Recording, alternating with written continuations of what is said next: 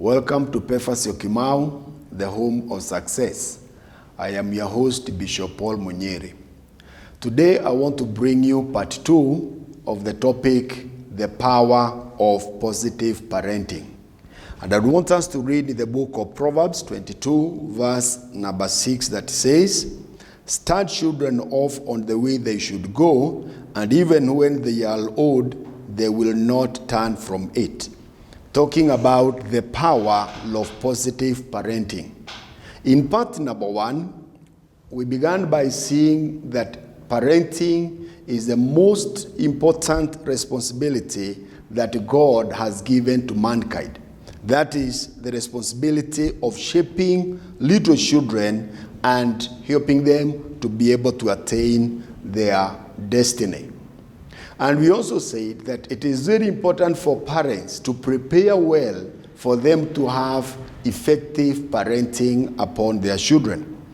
When you look at our lives, you'll find that people prepare very well for their careers, their professions, and for all the other important things that they would want to undertake in life.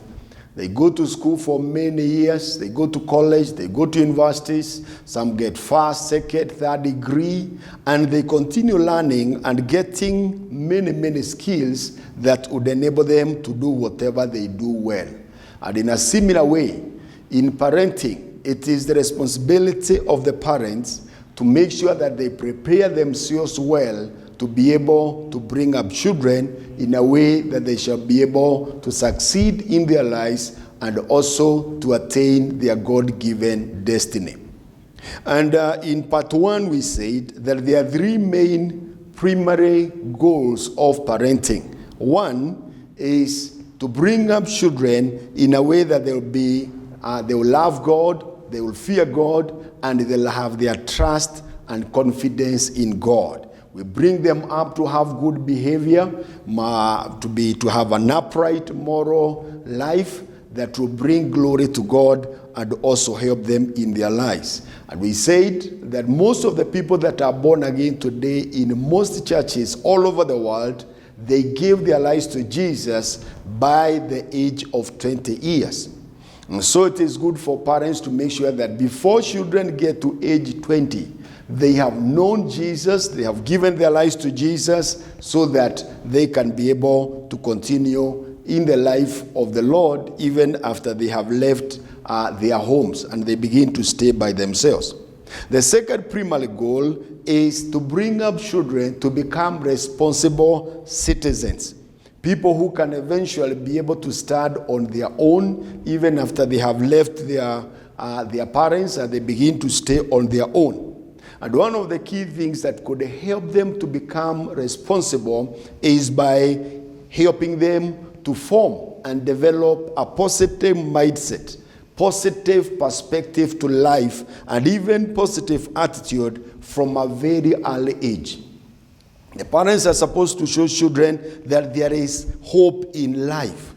We are supposed to teach them that there is something good in life. The world is a good place to live in. And we are supposed to show them that they can become anything they desire so long as they'll be willing to work hard and smart for that goal that they may have for their life. And then number 3, we said that the responsibility or the goal of the parent is to bring up their children in a way that they will have a good, healthy relationship with one another, so that socially they'll be able to have a good relationship with their siblings in the home, their relatives, their parents, their other neighbors in school, and even later in college and even in working places, but by helping them to build a strong social kind of a foundation in their lives at a very early age. And this is what will prepare them even later when they'll be getting married. They'll be able to relate with their spouses well because they were given a good foundation on how to relate with one another.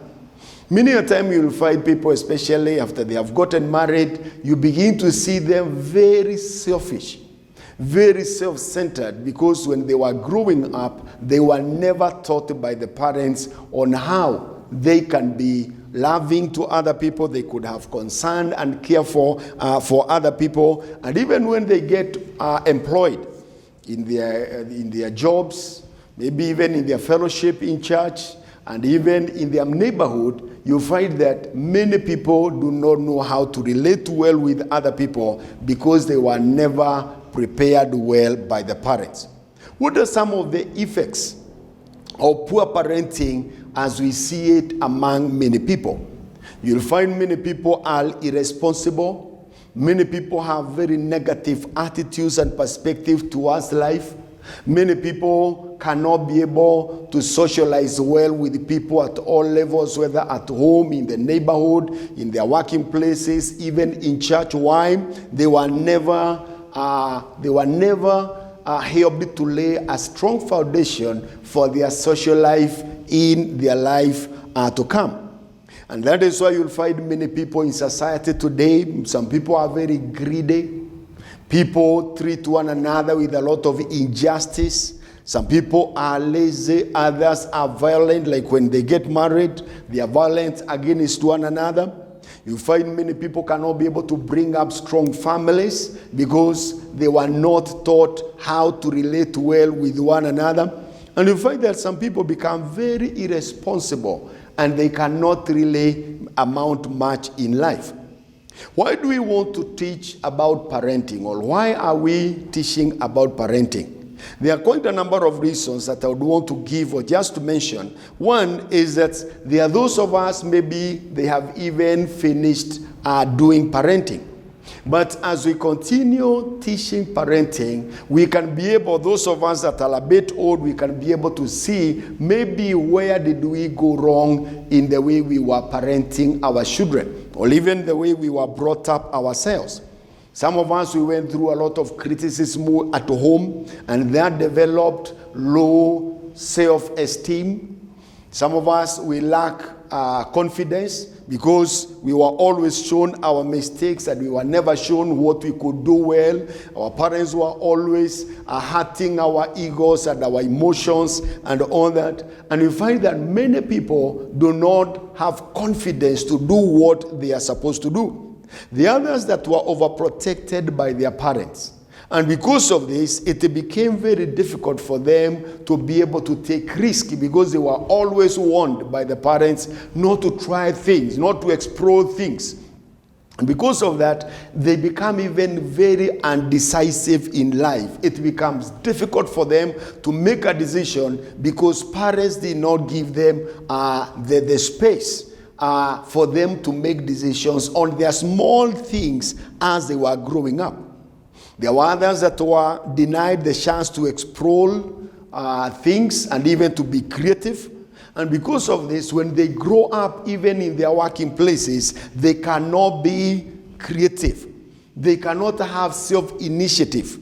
They become procrastinators. They always postpone doing things. They don't have the courage to do things because they were kind of denied the space and the chance for them to explore things on their own when they were growing up. There are many others who go through a lot of emotional hurts and they develop emotional injuries and psychological injuries in their minds and in their souls, so that they are not able later to really come out the way God would want them to come up. Because they were mistreated, maybe they were molested and all that. Others went through rejection by their significant others, the parents, the guardians, and all that. And because of the rejection, when they grow up, they go seeking for love and care and affection from the other people, maybe in the office, and especially to their spouse when they get married. And instead of coming and bringing love to a marriage relationship, there is one person who was not brought up properly, and because of the emotional injuries that they have in their hearts, they go out looking for the love and care and the affection that they missed from home when they were growing up, and they are demanding it from their spouse. And you find that kind of a relationship becoming very difficult. The others, through these teachings, who will benefit because they have not yet maybe gotten married, or they don't have children, they are married but they don't have children, and then this becomes very good because this is a timely teaching that they can now get to know how to do it when they get married and they get children, and that would be very good. I know the others, maybe they are now in the course of bringing their small children up, and again, this message will be very relevant. And the others, maybe who already have finished the business of bringing up children, and now they can use whatever we are learning to be a blessing to others that will be bringing children up. They can teach others. But now for today, I would want us to begin by asking ourselves, how do we prepare for parenting? How do we go about preparing for parenting? And what are some of the very basic things that we need to know as we prepare ourselves for parenting? Again, as I said, the role, the responsibility of parenting is very key. And the role of parenting has to take care of so many areas in a child's life. A child, when they are small, they are like spirits that I would say they are very sensitive and fragile. And they would need great care when we are bringing them up. And parenting then becomes primarily a matter of attitude and emotional preparation. When the child is beginning to come up, we need to take care of the kind of attitude and the emotional habits that they will develop at that very early age. And that is what will produce a happy and effective children and also adults when they grow up. When a child is born, mostly in our cultures, you'll find that parents will rush to buy physical material things. And you find that instead of preparing to know, how do I bring up my child in all these aspects, but mostly we care more about the physical part of the child. And we go doing shopping for clothes, we are buying toys, we are thinking about the school fees, we are thinking about all those physical things. And then you begin to find that we become very superficial in our preparation for parenting. But parents should prepare themselves on helping their children to acquire positive attitude. We are supposed to help them to cultivate optimism, positive mindset, help children to know that they are worthy, they are important. They should know that the world is full of hope and there is good future for them.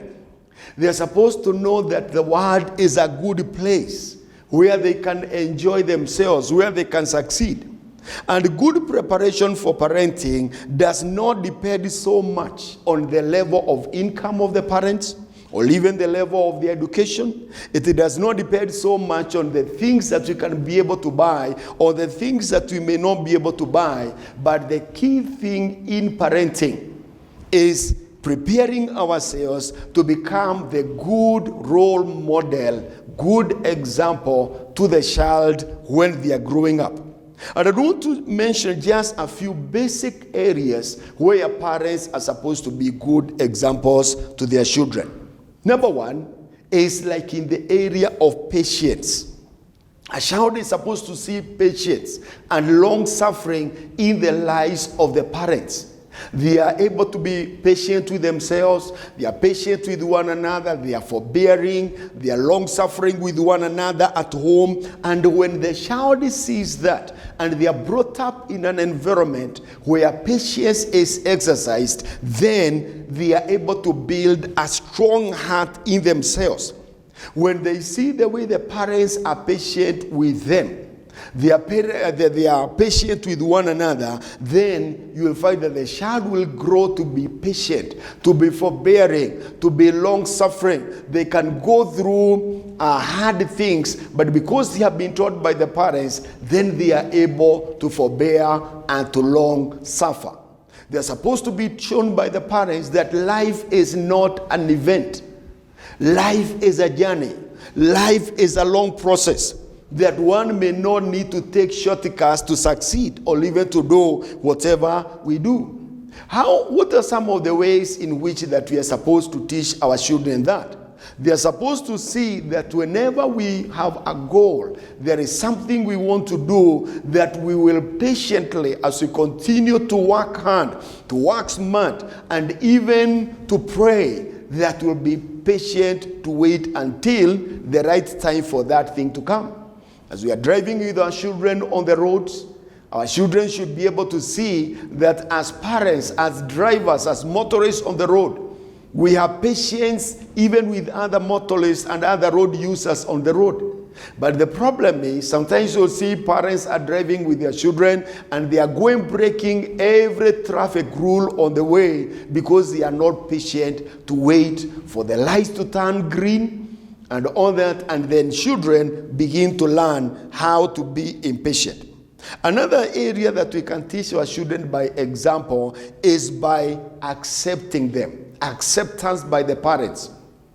It is the responsibility of the parent to accept their children unconditionally. We are supposed to love our children, to take care of them, to show them concern, not because they have done anything good, but because we accept them as they are.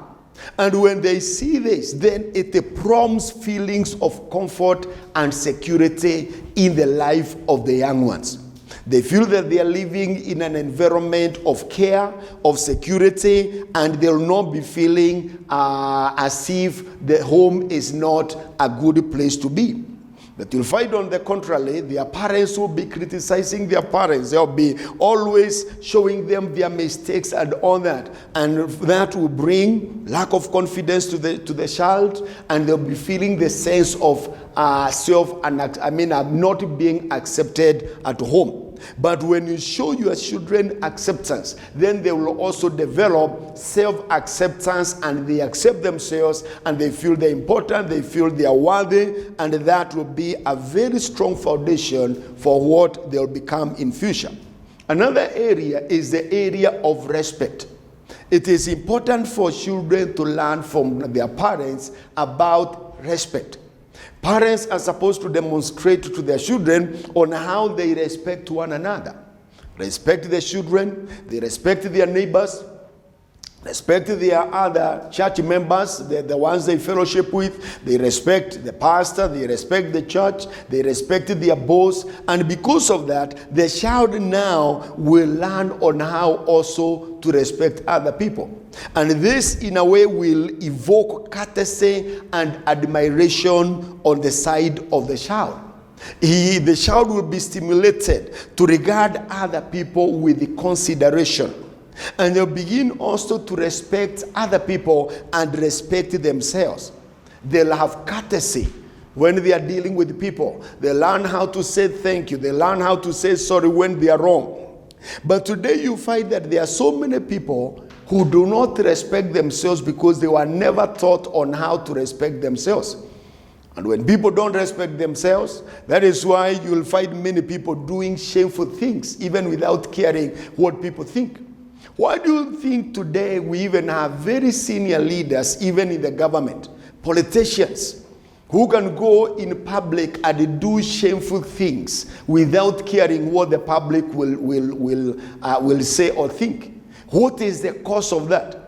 The cause of that is that that leader does not respect themselves, and because of lack of self-respect, then they don't respect other people, and they are not sensitive on what people think about them because they lack a foundation of respect from the time they were small. Another area that parents can help the children is of encouragement. Parents are supposed to have to create an environment at home of encouragement. There are so many discouragements in life. But when there is an environment of encouragement, parents are encouraging one another. They are speaking words of encouragement to one another, to their children, and to everybody else. Then you'll find that it becomes like an inspiration that they put in the life of the child every day. And that child now will be able to overcome all the discouragement, all the frustration that come, and they'll have the strength, they'll have the power, they'll have the inner drive and the passion to overcome all discouragements and even overcome the challenges that come in life. Another area is of nobility, from the word noble. When the parents exercise nobility in their family, they'll help the child to have the sense of significance, the sense of importance, and they'll begin to develop the sense of worthiness and dignity in their hands, and they'll begin to feel that they are important. They'll be seeing that their life is important, and that will be able now to generate positive self-esteem and self-image, and even the ability to perform whatever duties and whatever they are supposed to do, because they'll be feeling they are worthy and they are important. The last thing that I would want to share in this area is the issue of truthfulness by the parents. The parents are supposed to set a good example of being truthful, honest, sincere. Having a high strong of responsibility and being people of integrity and all that. And this normally will form the root of honesty in the child. It will create the desire of sincerity on the part of the child. They'll be willing to tell the truth because they have seen it from the parents. And when the parents develop these qualities among themselves, then the children are able to see them and to learn them from them. But the other area that I would want to share, and very important, I would want to share on tips to positive parenting. What are some of the tips? What are some of the things that we can share, and we see how a positive parenting is all about? Number one is that don't spoil your child by showing him like you can give him all what they ask for. It is very important from a very early age, from when the child is 1 day old. They are supposed to be shown and to learn from the parents that it is not everything that they ask for that they can be given. It is very important for parents to know that when you bring up, or when a child is born and they are beginning to growing up, they are supposed to be taught and to be shown that there is an order at home. There is a way that things are done. It is not for the child to come. They are very strong. They do not even know anything. But then you allow them to be the one who will dictate on how things should be done at home. I see this all the time with the parents. A child is very small, and they become the ones to control the parents instead of parents controlling the child. Instead of the parents coming up with a good way to show the children or a child on how to fit in society, how to fit in the family, how to fit in the community, you will find that the children begin to be the one to control and to dictate things to the parents. How do the small children do? From age 3 going down, mostly the children will control their parents by crying. And we find children crying for nothing.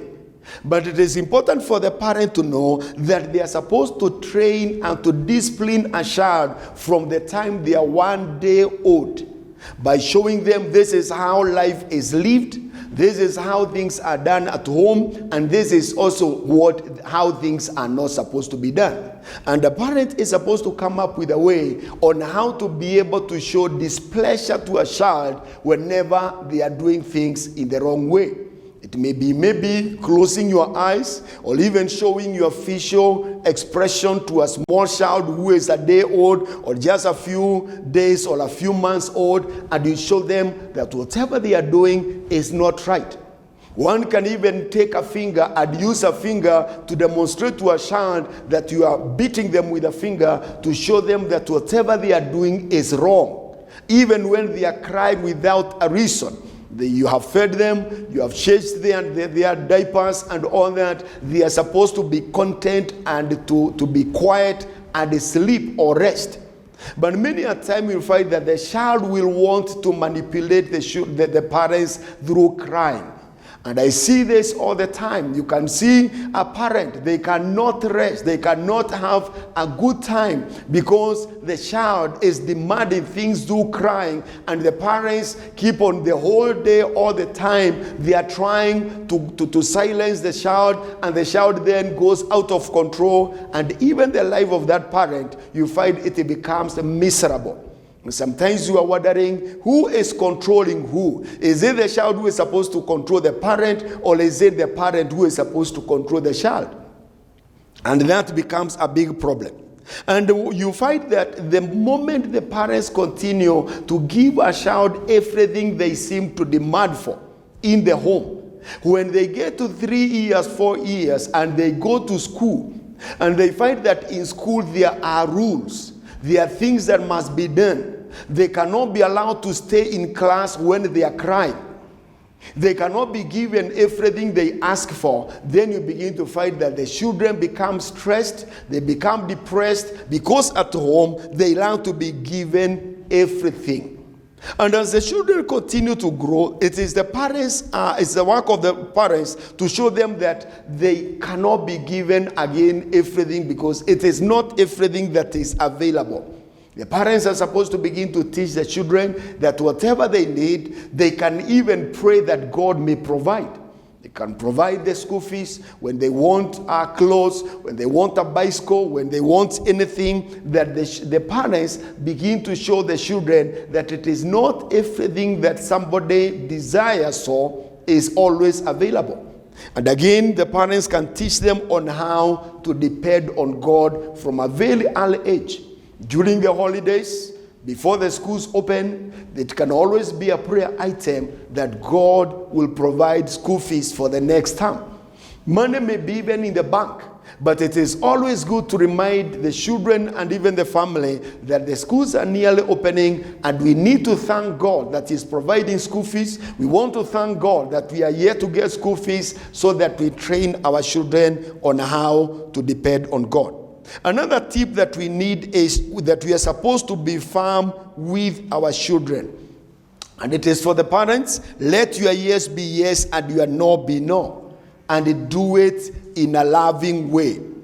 There should be a clear system in the family with some basic rules. There should always be, our children should be knowing what is accepted in the house and what is not accepted. And then it is the work of the parents to make sure that they enforce those rules firmly. And it is not good to always easily bend the rules unless the child specifically requested that the rules be bended for whatever reason. And then it is very important that they will not do that nagging, in a nagging way.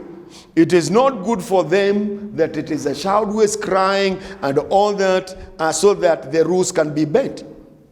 And why is this? Why should there be rules in the family? Wherever there are boundaries, then life becomes very secure. When there are rules and regulations at home that must be followed, then it becomes very easy for the child to feel secure because they know the boundaries. But when you have a family where there are no rules, there are no regulations, then the children feel insecure because there are no boundaries. And it is very important to have rules at home, because in the real world, when the children go to school, when they go to college, to university, when they go to the working places, there will be rules that they will have to follow. And they're supposed to learn from a very early age in their homes that there should be rules and regulations. Another thing that we need for children, parents need to know, is that do not allow children to form bad habits. It is the responsibility of the parents to detect bad habits very early and make a correction.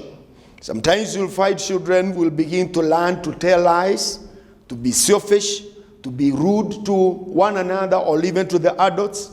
Sometimes they go and they begin stealing sugar and eating it. Sometimes they are nagging the parents or nagging one another. They are crying without reason. Sometimes children are disobedient or even rebellious, or they become irresponsible. or lazy at home. They don't want to make their best. They don't want to do anything at home. It is the work and the responsibility of a parent to detect that very early, and you see what are the behaviors that you need to correct in the life of your child.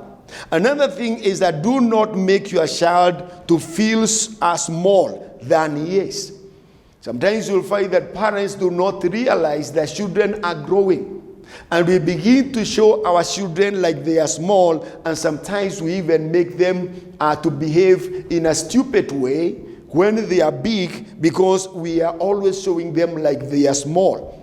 We are supposed to encourage them and show them that they are growing, and we begin to give them small responsibilities according to their age. We can begin to allow them to switch off the TV using the remote control, even to go to the TV and switch it off, to carry some of the utensils from the dining to the kitchen, to wipe the floor as they begin to grow up, to make their own beds, to brush their teeth, and all that. We are supposed to teach the children on how to be responsible. Let's not treat them as if they are very small, even when they are growing up. And such kind of responsibilities, then they help the child to feel also important in the house, because we are showing them that we can depend on them. And all those kind of duties that are given to the children, they're supposed to be done with the proper supervision. Don't be too close. Don't supervise your child too closely, especially as they begin to grow up. But again, don't leave them so loosely to do whatever you ask them to do in whatever way. Do not allow them to be careless in whatever they do. But again, as parents, we are not supposed to be perfectionists, because we know that the children cannot be able to do that, to do things in a very, very perfect way. It is good to allow children to be children. Don't expect them to perform sometimes in a way that is like at the standard of the grown-ups. Sometimes as we allow them to carry the utensils to the kitchen, sometimes they will fall and even break, and it is okay. Because the child is a child, and that they are growing, and they must learn that even utensils can break and fall and break. But don't allow them to be irresponsible. Don't allow them, in the course of doing that, for them to begin pouring tea and food all over on the seats and all that, because they are children. No, they must be taught to do things and do them in the right way, but still recognizing that they are children. Another one is that don't correct your children in front of people if possible, especially when the children are over 3 years old. It is not good to discipline them in front of the people, or even to criticize them before the people. If they make a mistake, take them to the bedroom and tell them what they have done. Discipline is necessary. When you look at the Word of God, you'll see many scriptures that show that discipline is necessary for children. For example, Proverbs 22:15, Proverbs 6, Proverbs 13:24, Proverbs 19, verse 18, Proverbs 23, verse 13 and 14. They all show that it is important to discipline children. But as we discipline children, we are supposed to do it with a lot of love. We are supposed to do it not so much as a punishment, but a correction, a remedial kind of an exercise, so that the child can do better in future. Today, unfortunately, you'll find that even the Constitution of Kenya says that we should not have any capital punishment to the children. We cannot beat them, according to the Constitution. This is a foreign ideology coming from the Western world. When you look at children now in most of the Western countries, you'll find that children have become very rebellious. In a place like America, you'll find that if a parent punishes or disciplines a child, they can just pick a phone, the telephone call the police, and the parents will be arrested and put in jail. And then the state will come, ask the child whether they would want to leave home and stay with the state, and they are taken to a place, to a guest house somewhere, where they'll be living and taken care of by the state. That is why you find that so many people in America today are growing up without the guidance of the mother and the father, because they decided to go away from home and be taken care by the state. And when they grow without the parents, they are growing with the guardians and people who are caregivers in those government places. Then they will lack a lot. They will not know anything about family.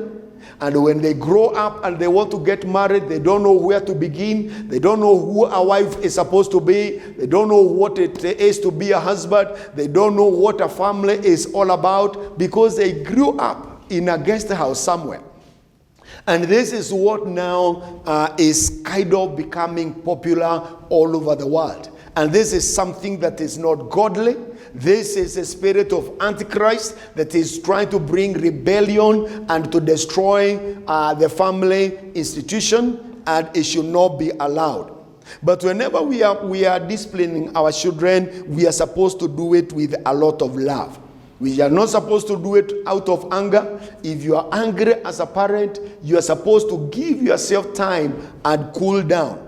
And before you discipline your child, you are supposed to explain clearly to them why they must be disciplined.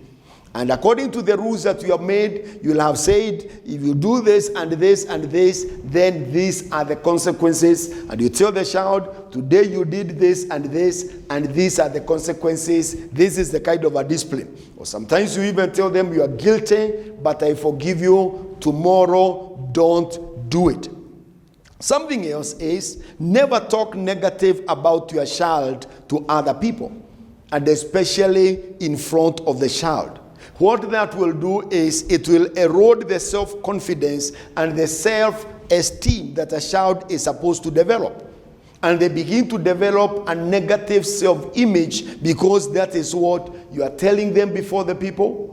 That is what they believe the mother or the father is saying. And as we said in part 1 of this topic, we say that children learn who they are from what the parents say.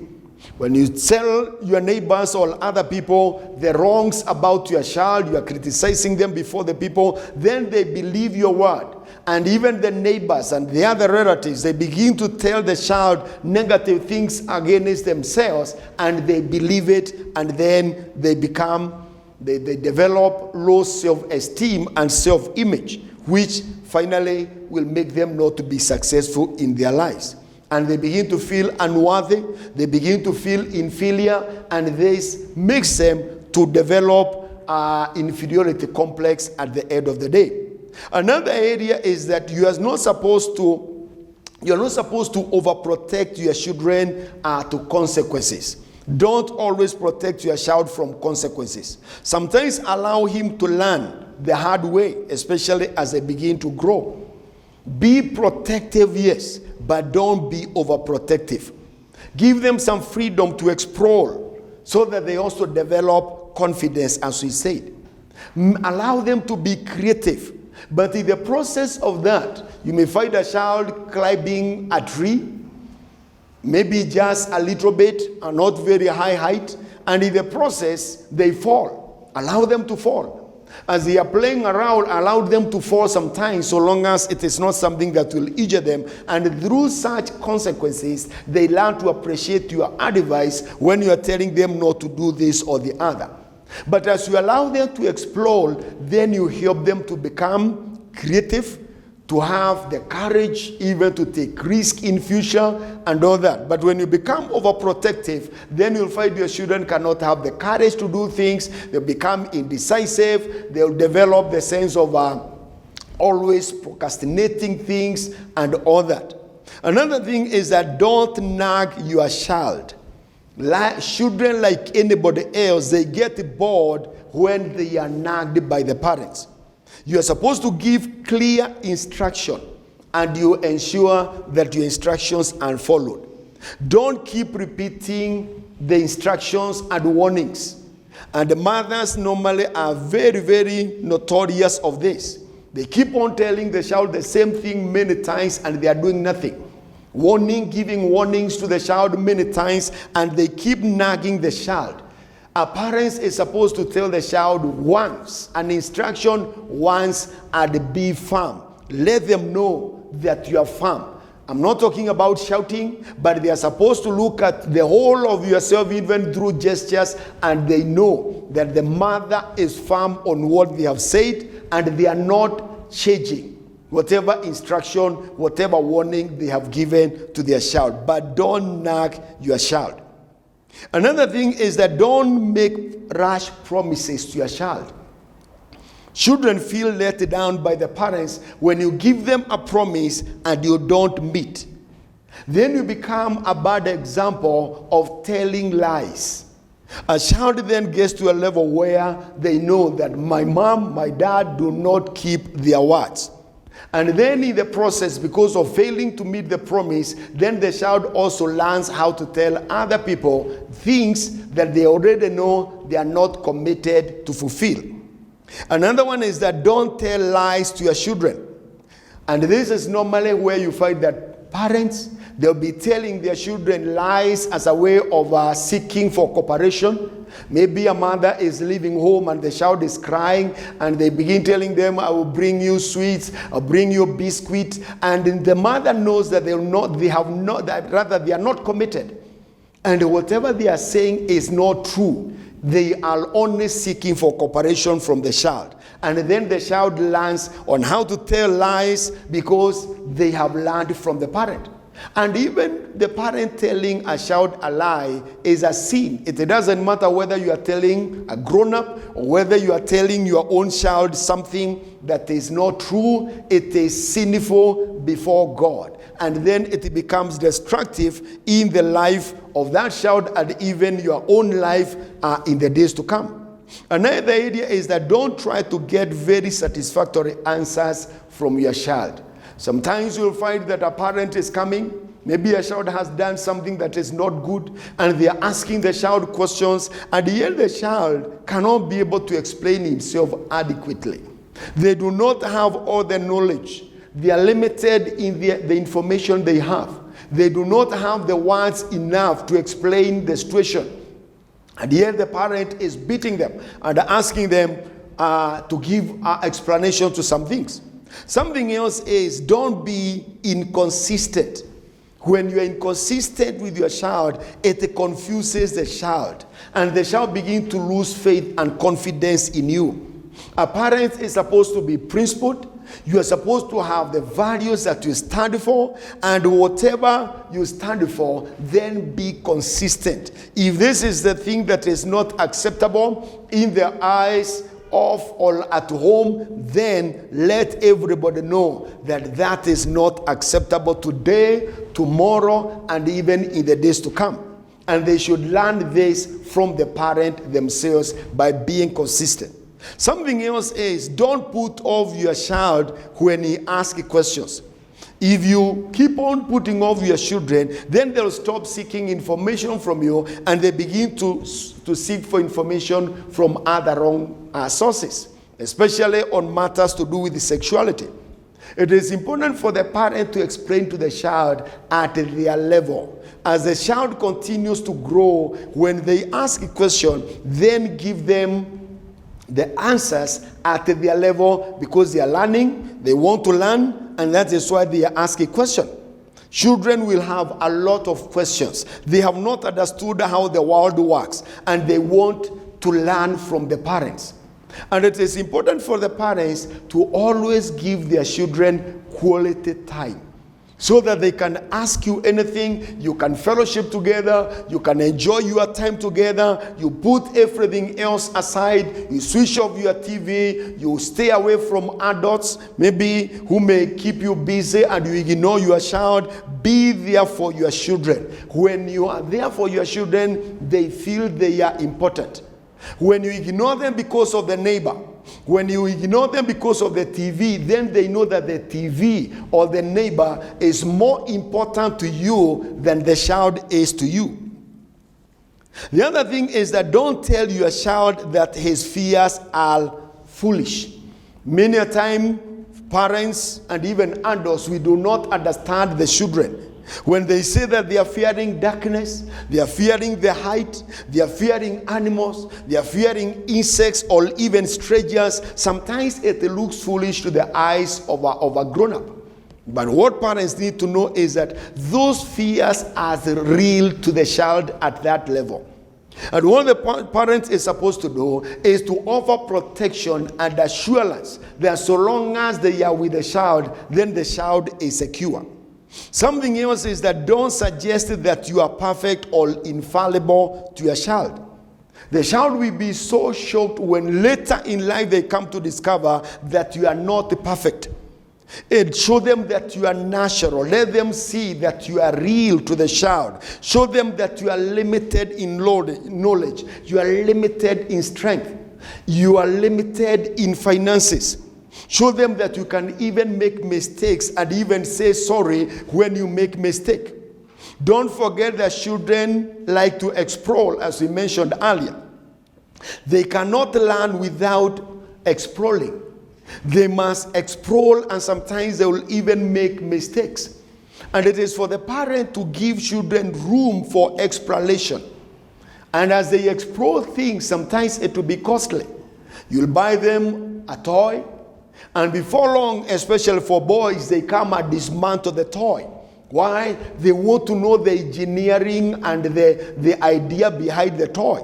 They are exploring. Some of them are talented from birth in dealing with things with their hands, and they'll come and they dismantle the toy, and for you will come and begin beating them because they have dismantled the toy, and yet maybe they'll become manufacturers or toys in the future. So it is for you to allow the children to explore, but again, don't allow them to go to the extreme. It is through this that you build their self-confidence. You help them to develop creativity.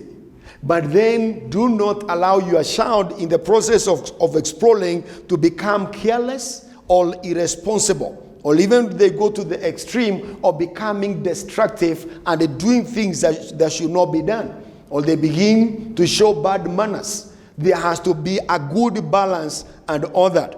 And then the other one is that don't forget how quickly children grow. Parents sometimes will continue to treat children as if they are very small, and yet they are growing. Change your treatment the way you treat them as they continue to grow.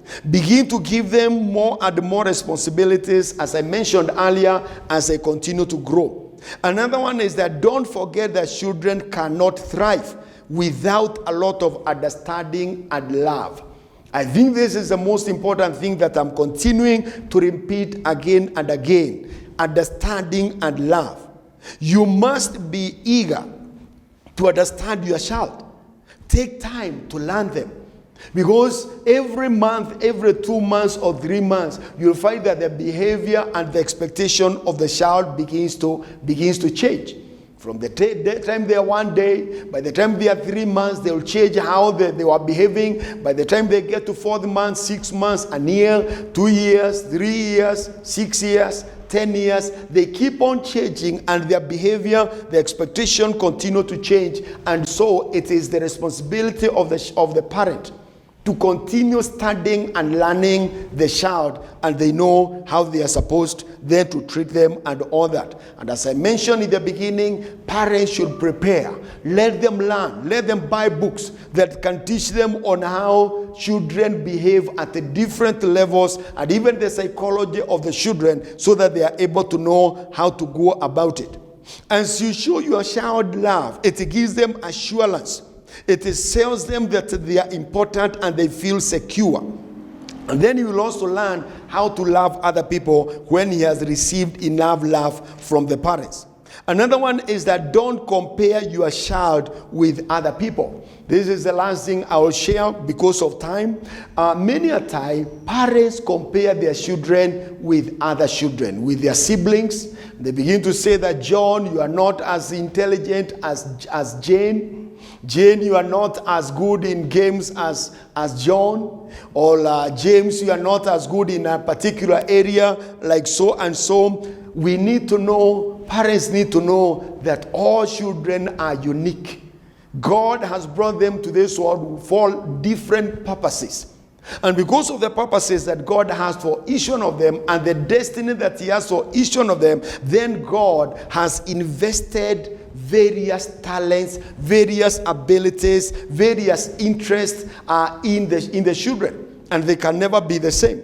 So when you compare them in any particular area, then whoever may not be performing so well, you begin to bring a sense of inadequacy. They shall begin to feel they are not adequate. They are not good enough because you are comparing them with somebody else. Allow your child to be themselves. Allow them to develop the talents and the giftings that they have that are unique to themselves.